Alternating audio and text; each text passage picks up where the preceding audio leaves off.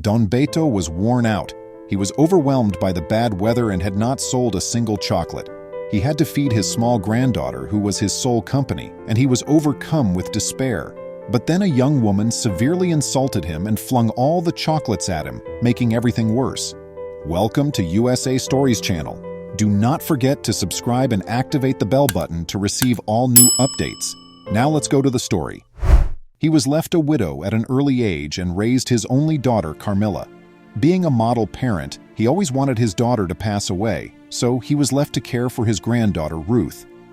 He had wandered about the city that awful day, feeling as though luck had deserted him, and in a state of heartbreak he had made the decision to visit Central Park. He presented his chocolates there, but nobody made a purchase.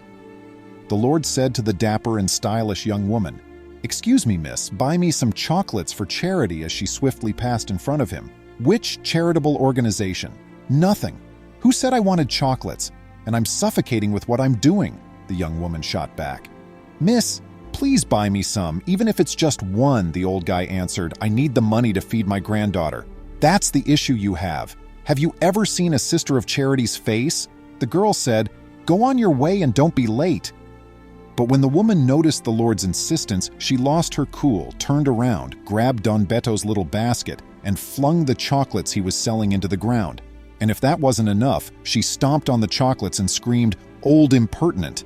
Don Beto could only stoop down and wipe away the tears that welled up in his eyes. He demanded that she purchase his chocolates, which no one seemed to be interested in, the girl said, laughing. The girl went giggling, and to her astonishment, upon opening her grandfather's vehicle door to climb inside, she saw the guy staring at her reproachfully. "Grandpa, what's wrong with the way you see me? I'm not giving you any extra attention, so won't you take me to get my new car? You'll have a conscience that way, my daughter." The Lord said, "Sure, I'll buy your new car, but not right now." After turning on the air conditioner and asking her to lock the door, he stood still. The girl was a little perplexed as to why he had not started the automobile. The grandpa informed her that once she had ruined his goods, they would follow the kind guy and stay there for a few hours to see what would happen to him. Not only did the young lady toss all the chocolates at him, but she also placed her feet on them, and it was evident that the heat caused them to melt. The Lord truly had very little, if anything, to sell. The kid and her grandfather watched the guy, weeping and wiping his eyes, as he picked up the chocolates from the car. After the man had completed packing the basket with what remained of his goods, a second street seller showed up and made an attempt to console him a few minutes later. The man was nodding his head as his companion offered him a hug and perhaps some words of encouragement. Following their conversation, the man handed him a box of cookies. Grinning, the man thanked the buddy, took the cookies in his hands, and pocketed them. There was not enough money in the dejected man's wallet to eat that day, since he stayed there selling the few candies that were still whole, and only 2 people purchased them. And as if that wasn't enough, he was being a hindrance to customers and appeared impoverished, so the owner of a nearby business ordered him to leave. "Miss, I don't bother your patrons or bystanders when I'm outside." The man responded, "I'm just trying to sell my chocolates." "Please excuse me, sir. This is a private store. The wealthiest clients we have are not interested in purchasing chocolates from a street seller. Kindly relocate to a different area." The woman answered, "I know you have the right to make a living, but not on this site." Don Beto picked up his cane and told the woman he was going to depart, as he didn't want to disturb anyone. After expressing gratitude for the act, the woman left the business. In order to wait for his granddaughter, Don Beto had to pull over in a corner. The girl in the car said, "Grandpa, why have they taken the man out of there if he wasn't doing anything wrong?" The decent father answered, "Daughter, if he wasn't doing anything wrong to you, why did you dislike his chocolates?" With regret, the little girl bowed her head. "Grandpa, I apologize," the girl said. "I know I behaved badly against that man who never really did me any harm. Daughter, you have to apologize to that unfortunate guy who you may have accidentally wounded, since his products was ruined when you stomped them, and now he does not even have the prospect of being able to sell anything."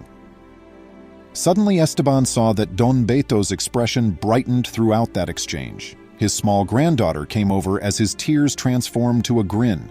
The girl would be in her 10s or so. She went out to give him a hug while still in her immaculate uniform. With immense tenderness, the elderly guy welcomed her with open arms. The girl stroked her tummy, hinting that she was hungry, following that overflowing greeting.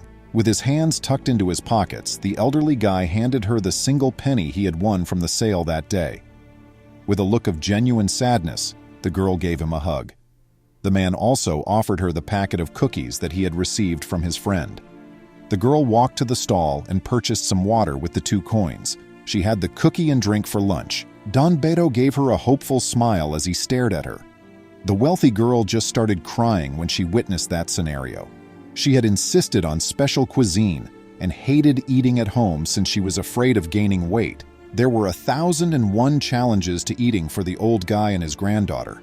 The girl stepped out of the truck and walked to Don Beto without her grandfather noticing. "Sir, good afternoon. I wish to express my regret for my impolite behavior toward you.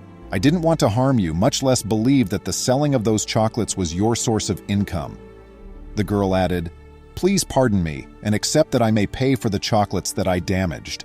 Miss, thank you so much. Please accept my apology as well. Perhaps it was so crucial that it caused you to lose your composure." The old guy answered, "I will take payment for the chocolates because I have to buy others to sell, but these are completely spoiled, as you can see." "Thank you for your excuse, sir. I implore you to please come meet us here tomorrow at 8 in the morning. I leave you with this small amount of money to invest in chocolates. Please don't keep me waiting." Little granddaughter of Don Beto came to the young woman and gave her a hug and thank you as soon as she observed the incident.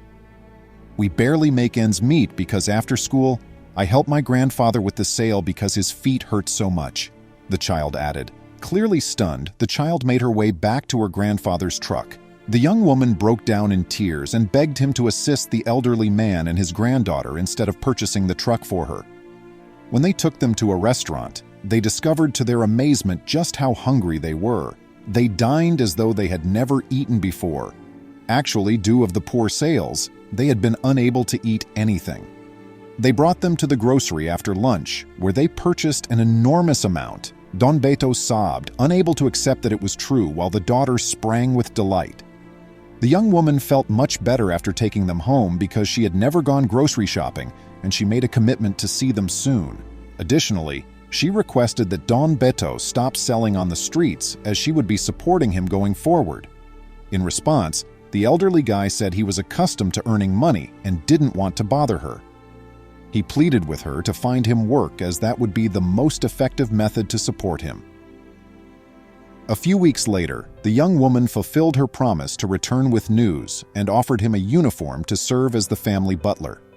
Given the man's condition, he walked with significant difficulty, it would really be fairly meaningful labor. Don Beto was pleased that he would be able to provide his granddaughter with all she needed thanks to his respectable pay. In the meantime, the affluent young lady realized that everyone who goes out on the streets every day to sell has a past, a family, and most importantly, problems that need to be resolved.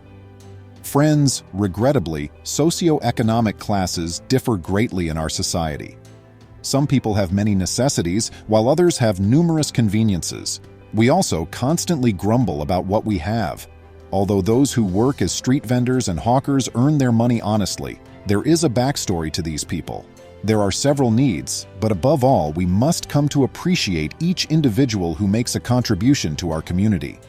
We really hope you enjoyed the video today. Do not forget to join our channel. I appreciate you seeing. Would you kindly like and post the video on social media? We'll return to you as soon as we can. Please remember to subscribe to our channel, give us a thumbs up, and turn on the notification bell so you won't miss any of our videos. If you enjoyed the tale, the next video that plays on your screen will probably move you too.